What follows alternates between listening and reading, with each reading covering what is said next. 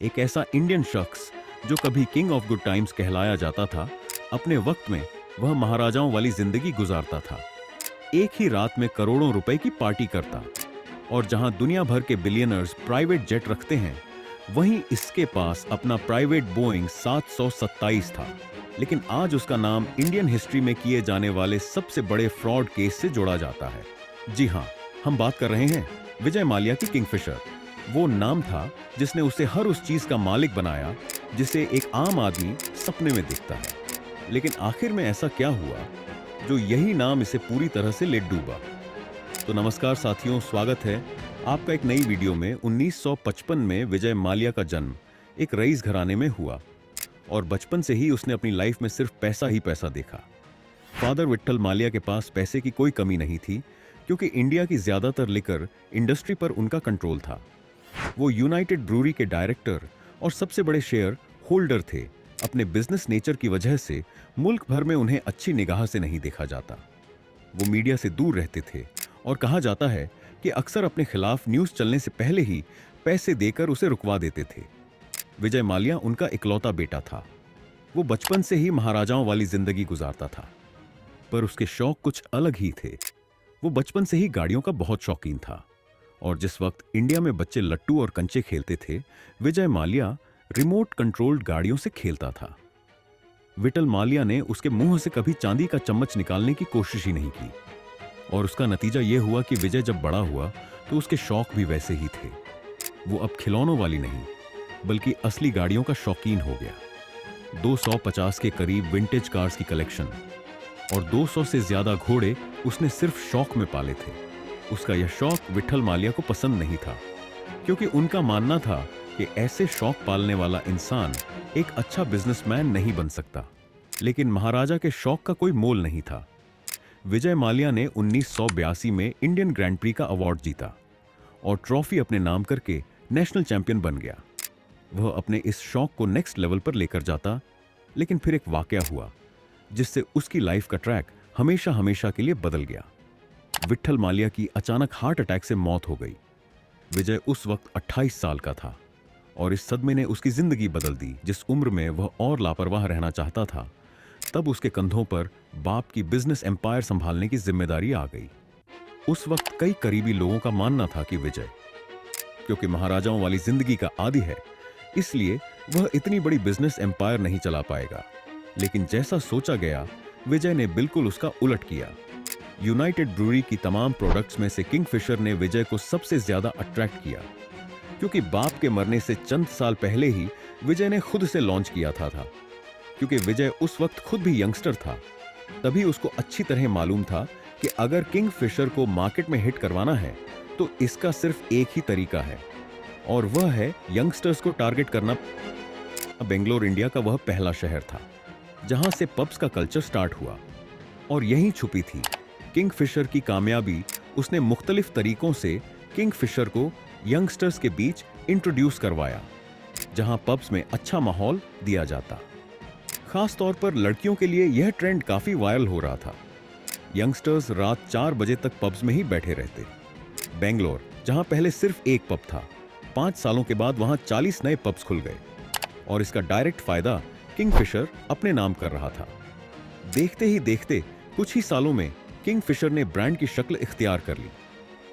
लोग अब बियर नहीं, बल्कि किंगफिशर का नाम लेकर ड्रिंक मांगने लगे। उस वक्त कई इंडियन पॉलिटिशियन ने इस वेस्टर्न कल्चर के खिलाफ आवाज भी उठाई, लेकिन विजय को किसी की परवाह नहीं थी। ना चाहता था कि उसने यूनाइटेड ब्रूरी की सक्सेस को आसमान की ऊंचाइयों तक पहुंचा दिया है, और इसमें कोई शक भी नहीं था। यूवी इंडिया का सबसे बड़ा लीकर मैन्युफैक्चरर बन चुका था, यहां तक कि हर 2 में से 1 बोतल किंगफिशर की सेल होने लगी। विजय माल्या उस वक्त बादशाहों वाली जिंदगी गुजार रहा था। इंडिया में इसका नाम काफी इंस्पायरिंग था, क्योंकि जिस वक्त इंडिया में आम सी गाड़ी खरीदना भी लोगों का सपना ना था, उस वक्त इंडिया के काफी हिस्सों में शराब पर पाबंदी लगा दी गई। किंगफिशर की सेल्स तेजी से गिरने लगी, और बैंड स्टेट्स में सरकार ने ढेर सारी बॉटल्स को पकड़कर उस परे रोड रोलर चलाना शुरू कर दिए। यह विजय माल्या का होने वाला डायरेक्ट लॉस था, पर यह तो सिर्फ एक शुरुआत थी।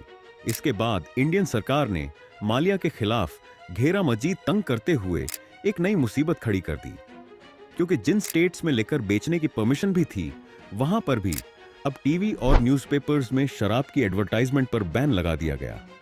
यह फैसला एन उस वक्त किया गया जब माल्या अपने बिजनेस की ग्रोथ पर फोकस कर रहा था। इस मोड पर किंगफिशर की एडवर्टाइजिंग का ऐसा तरीका अपनाया गया जिसे सरोगेट एडवर्टाइजिंग कहते हैं। यह एडवर्टाइजिंग टेक्निक दुनिया भर में खास तौर पर उन प्रोडक्ट्स के लिए इस्तेमाल होती है जिनकी एडवर्टाइजिंग पर बैन लगा हो। इसमें कोई भी ब्रांड अपनी प्रोडक्ट को दूसरी प्रोडक्ट की हार्ड में मार्केट करता है जिनकी सेल पर कोई रिस्ट्रिक्शन नहीं होती। अब किंगफिशर इंडिया में जाना माना ब्रांड तो था ही, इसीलिए विजय माल्या ने किंगफिशर मिनरल वाटर और सोडा वाटर लॉन्च किए और उनकी एडवर्टाइज करने लगे। भले ही वो एड पानी का था, लेकिन सबको मालूम था कि यह किस चीज की मार्केटिंग है। 96 में जब वर्ल्ड कप इंडिया होस्ट कर रहा था, तब भी किंगफिशर ने एक वायरल एडवर्टाइजिंग का सहारा लिया और अपनी टारगेट ऑडियंस तक आवाज पहुंचाई। वो किंगफिशर को एक नेशनल ब्रांड बनाने में कामयाब हो चुका था, एक ऐसा ब्रांड जिसका नाम हर दूसरा आदमी जानता था। विजय माल्या हर एज ग्रुप के लोगों को टारगेट करने का हुनर सीख चुका था। उसने हर उस छोटे बड़े इवेंट को स्पॉन्सर करना शुरू कर दिया जहां मीडिया की प्रेजेंस होती थी, और इस तरीके से न चाहते हुए भी मीडिया पर किंगफिशर का नाम चल जाता। बाद में किंगफिशर कैलेंडर भी लॉन्च किया गया, जिसमें इंडियन मॉडल्स के फोटोशूट का कंपटीशन करवाया जाता। इस कैलेंडर के जरिए बॉलीवुड के कई बड़े नामों का जन्म हुआ, जिसमें दीपिका पादुकोण, जिन्होंने 2006 में कैलेंडर गर्ल का टाइटल जीता, और 2008 में उनकी पहली मूवी रिलीज हुई। इसी तरह कतरना कैफ और नरगिस फखरी जैसे नाम भी इसी कैलेंडर की वजह से उठे। किंगफिशर कैलेंडर के लिए मॉडल्स विजय माल्या खुद ही चुनता था, और ये कैलेंडर 2003 से शुरू होकर अगले 19 सालों तक चलता रहा। माल्या ने इंडिया में पीने का कल्चर इस हद तक एडवर्टाइज किया जिसका अंदाजा लगाना भी काफी मुश्किल है। कोई ऐसी चीज नहीं थी जो उसके पास ना हो। दौलत, शोहरत और सबसे बढ़कर एक ऐसा ब्रांड जो सोने के अंडे देने वाली मुर्गी से कम नहीं था। एक पावर की कमी थी, वो भी उसने पॉलिटिक्स ज्वाइन करके पूरी कर ली। उसको सिर्फ एक चीज बहुत खराब लगती थी, और वह था उसको दिया गया एक ऐसा नाम जो उसके प्रोफेशन से जुड़ा था। यहाँ शराब का बेताज बादशाह या फिर लिकर बैरन, अंदर ही अंदर माल्या को यह चीज खार थी कि इंडिया में उसे अच्छी नजरों से नहीं देखा जाता। बेशक सब उसके आगे पीछे घूमते हैं, लेकिन वह भी जानता था कि यह सब पैसे का कमाल है। विजय माल्या को एक ऐसा नाम कमाना था जो उसे समाज में इज्जत दे सके। इसीलिए उसके दिल में एक खतरनाक प्लान बन रहा था, एक ऐसा प्लान जो विजय माल्या का किंग ऑफ गुड टाइम्स का टाइटल छीनने वाला था। उम्मीद है कि ये वीडियो आपको पसंद आई होगी। आप लोगों के प्यार भरे कमेंट्स का बेहद शुक्रिया। मिलते हैं अगली शानदार वीडियो में।